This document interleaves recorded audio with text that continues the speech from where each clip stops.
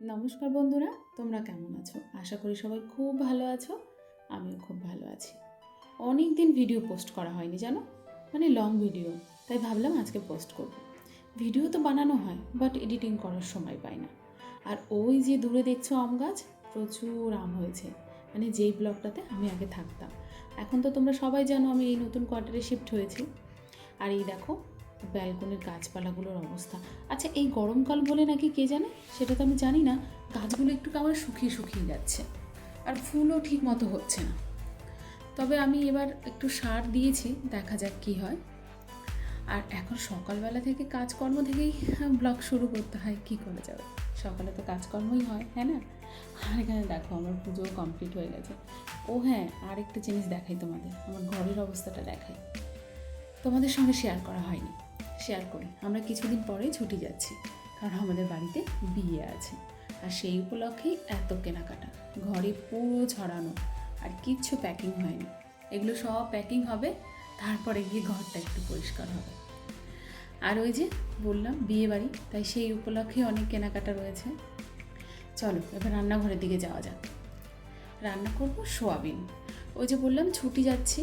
এবার ছুটি গেলে কি হয় জানো, ঘরে যে রেশনগুলো থাকে সেগুলো না অনেকটাই নষ্ট হয়ে যায়। যেহেতু অনেকটা লম্বা ছুটি যাওয়া হয়, তাই ভাবি ঘরে যা আছে সেগুলো টুকটাক করে রান্না করে ফেলবো। তেমনই সেরকমভাবেই দেখো কিছুটা সোয়াবিন ছিল, ভাবলাম সোয়াবিনটা রান্না করি। তবে সোয়াবিনের ওই ঝোল রান্না করতে বা খেতে কোনোটাই ভালো লাগে না, তাই ভাবলাম আজকে একটু অন্যরকমভাবে রান্না করি। তাই এই যে দেখো সোয়াবিনগুলো না ওই চিলি চিকেনের মতো করবো। ওই জন্য যা যা মশলা ছিল, আদা রসুন সব কিছু দিয়ে, একটা ডিম দিয়ে আর একটু কর্নফ্লাওয়ার দিয়ে ভালো করে মেখে রাখলাম।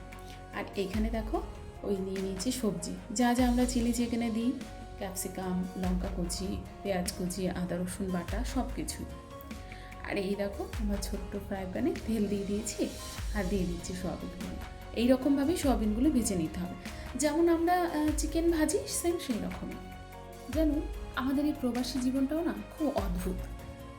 কেন বলছি, আমরা যদি বাড়িতে একই জায়গায় থাকি তবে আমরা সেফ থাকি, যে কোনো কিছু চিন্তা থাকে না, এই ছুটি যেতে হবে, জিনিসপত্রগুলোকে নষ্ট না হয়ে যায় সেগুলো ঠিকঠাক করে রেখে যেতে হবে, আবার আসতে হবে, এই ধরনের নানা কিছু ভাবতে হয় না, ঠিক না?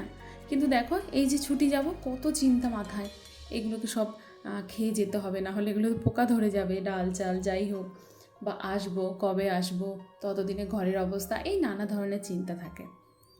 তবে এই সব কিছুর মধ্যে একটা আনন্দ বেশি, জানো কি? বাড়ি যাওয়ার আনন্দ। ওই যে অতদিন পরে বাড়ি যাব, সেই যে একটা আনন্দ, জানি না কার কার মধ্যে এটা হয়, তবে আমার তো খুব হয়, বাড়ি যাব বাড়ি যাব বাড়ি যাব। এই দেখো কথা বলতে বলতে রান্না কিন্তু অনেকটাই আমার এগিয়ে গেছে। এই যে পেঁয়াজ রসুন যা যা ছিল সবজি সব কিছু আমি দিয়ে দিয়েছি, একটু নুনও দিয়ে দিয়েছি, আর যা যা গুঁড়ো মশলা সব কিছু দিয়ে দিলাম। দিয়ে এইরকমভাবে একটু ভালো করে ভেজে নিতে হবে। ভেজে নেওয়ার পর এবার যে সোয়াবিনগুলো ভেজে রেখেছিলাম সেইগুলো দিয়ে দিতে হবে। এই প্রসেসটা একদম ওই রকমই যেরকম আমরা চিলি চিকেন বানাই, সেম সেই রকমই। এই দেখো একটু ভালো রকমভাবে কষিয়ে নিয়ে এবার দেখো তোমাদেরকে দেখায়, এই যে একটা বাটি নিয়েছি, একটা বাটির মধ্যে একটু কর্নফ্লাওয়ার আর দিয়ে দিয়েছি একটু টমেটো সস। দুটোকে খুব ভালো রকমভাবে মিলিয়ে নিতে হবে। মিলিয়ে নেওয়ার পর তারপরে ঢেলে দেবো। আচ্ছা আরেকটা কথা বলি, এটা কিন্তু তোমরা আলাদা আলাদাভাবেও করতে পারো, মানে প্রথমে কর্নফ্লাওয়ারটাও দিয়ে দিতে পারো, তারপরে সসটা দিলেও চলবে। তবে আমার কাছে আজকে সয়া সস আর চিলি সস কোনোটাই ছিল না, ওই জন্য আমি দিলাম না। তোমাদের কাছে থাকলে অবশ্যই দিও। ওই যে বললাম বাড়ি যাব বা ছুটি যাব, ওই জন্য নতুনভাবে কিছু জিনিস ঘরে আনাও হচ্ছে না, তাহলে তো ওইগুলো আবার রেখে যেতে হবে, আর ওই নষ্ট হওয়ার ভয়, আবার ছুটি কেটে এসে ধীরে ধীরে সব জিনিস স্টোর করতে হবে। আমাদের সঙ্গে এটাই হয় জানো তো, ভাবি এটা নেই, এই যাওয়ার পথে এইরকমই হবে, ঘরে এটা আছে তো ওটা নেই, ওটা আছে তো ওটা নেই, এইভাবেই চালাতে হবে। এই দেখো সোয়াবিনের সবজি কিন্তু আমার একদম রেডি। আর এটা রুটি বা ভাত দুটোর সঙ্গে কিন্তু দারুণ যায়, খুব ভালো লাগে খেতে। আর দেখো এখানে নিয়ে নিয়েছি লাউয়ের খোসা। লাউয়ের খোসা দেখে কি অবাক হচ্ছ? অনেকেই খাও আবার অনেকেই খাও না জানি, তবে আমি লাউয়ের খোসাটা সাধারণত ভাজাই খাই। তবে আজকে আমি বড়া বানাচ্ছি, বড়াও কিন্তু বেশ ভালো লাগে খেতে। দেখো তার জন্য কিন্তু লাউয়ের খোসাগুলো খুব পাতলা পাতলা করে কেটে নিতে হবে। আর দিয়ে দিয়েছিলাম পেঁয়াজ কুচি আর দুটো কাঁচা লঙ্কা, আর দিয়ে দিলাম কিছুটা পরিমাণে বেসন। ব্যাস এই দিয়ে আগে খুব ভালো রকমভাবে চটকে নিতে হবে, চটকে করে মানে চটকে চটকে মাখতে হবে যাতে ওর ভেতর থেকে জলটা বেরিয়ে যায়। দেখো মাখা কিন্তু আমার হয়ে গেছে, একদম খুব মানে চটকালে হবে না, মানে চটকানো যাবে না কারণ একটু শক্ত তো। আর এদিকে দেখো আমার ভাতও হয়ে গেছে। চলো ভাতটা নামিয়ে নিই আর বড়াটা পরে ভাজবো। এই দেখো এদিকে মেয়েও চলে এসছে স্কুল থেকে, যেহেতু এখন ওদের হাফ ডে হচ্ছে ওই জন্য তাড়াতাড়ি চলে আসে, ওই জন্য আমাকে রান্নাটাও তাড়াতাড়ি করতে হয় কারণ ওর এসেই খিদে পেয়ে যায়। ব্যাস এই যে খেতে দেবো, ওই জন্য দেখো তেল গরম করে নিয়েছি, এবার বড়াগুলো ভাজবো।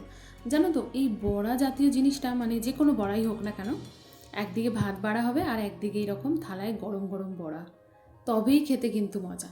ঠান্ডা হয়ে গেলে একদম ভালো লাগে না, ওই জন্য আমি সবসময় চেষ্টা করি যখন মানে ভাত খাওয়া হবে তখন এই বড়াটা ভাজি। এই যে বললাম মেয়ের খিদে পেয়ে গেছে, ওকে আগে খাবারটা দিই। দাঁড়াও তার আগে তোমাদের দেখিয়ে দিই কী কী রান্না হয়েছে। ভাত ভাত তো থাকেই, আর দেখলে লাল শাক ভাজা, ডাল, আর হচ্ছে তোমার ওই যে সয়াবিন রান্না করেছি, আর ওই যে যেটা স্পেশাল লাউয়ের খোসা বড়া। তোমরা বানিয়ে খেও, দারুণ খেতে হয় জানো তো। আর ওই যে বললাম মেয়ে না এই টাইমে কিন্তু খায় না, যেহেতু ওর স্কুল তাড়াতাড়ি ছুটি হয়ে যাচ্ছে ওই জন্য এখন বাড়িতে আসলেই খিদে পেয়ে যায়, যেটা হয় আর কি, এটা আমাদের সঙ্গেও হতো ছোটোবেলায়। আর মা রেনবো আসবে না, আসেনি, আসবে। অনেক দিন পর আজকে একটু বৃষ্টি হচ্ছে, ঠান্ডা হয়েছিল হবে তাই না?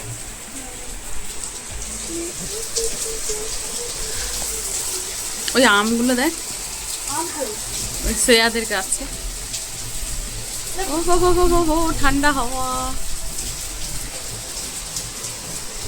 পার্কটার বানাই। এটা ছিল বিকেলের ভিডিও, চারিদিক একদম শান্ত, বৃষ্টি থেমে গেছে, গাছের পাতায় হালকা হালকা জল, একদম ঠান্ডা ওয়েদার, দারুণ ছিল ওয়েদারটা। মনে হচ্ছে এখন এক কাপ চা আর গরম গরম পকোড়া নিয়ে বসে পড়ি। বলতেই হঠাৎ করে মেয়ে বলল, মাম্মি আমি আজকে চা বানাবো, আমার তো আজকে টিউশন নেই। আমি বললাম ঠিক আছে চল রান্নাঘরে যাই। যাই বলতে সে আমার আগে পৌঁছে গেছে।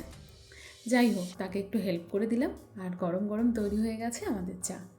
তা আজকে এই মেয়ের হাতে চা খাই আর বলবো তোমাদের কেমন বানিয়েছিল।